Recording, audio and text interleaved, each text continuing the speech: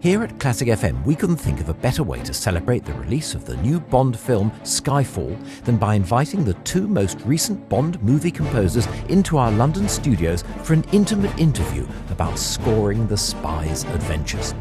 You're listening to a James Bond celebration, the music of 007, here on Classic FM. I'm Tommy Pearson, and I'm joined by the film composers Thomas Newman and David Arnold, and from LA, the film music writer Jon Burlingame, whose latest book is on the music of the James Bond films. So we're very close to the release of the latest James Bond film, and it's called Skyfall, directed by Sam Mendes, music by my guest, Thomas Newman.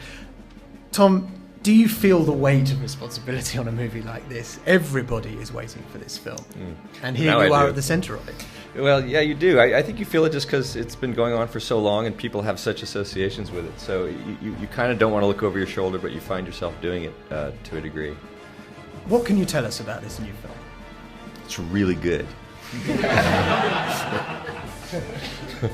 I don't know. What can I tell you? I'm not supposed to really talk much about Skyfall, but there's a character named James Bond in it. Oh, yes. He's an agent, and he's English.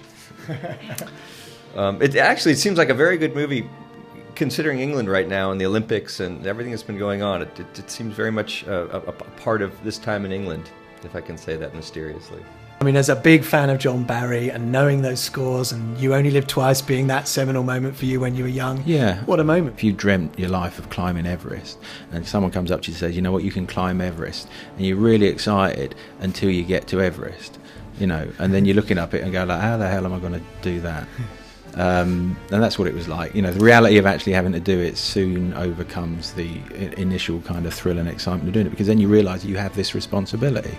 You know, all of a sudden, you know, the eyes of the world are on you. You go like, well, what are you going to do? Who is James Bond to you? Well, growing up in the 60s, being obsessed with spy television and films, he was, of course, the guy we all wanted to be, living that dangerous lifestyle and all the girls you'd ever want.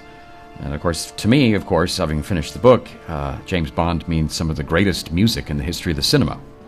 I think we have one more question from the audience. How do you deal with the fact that in movies like Bond, you have to blend in music from other composers into your own original score?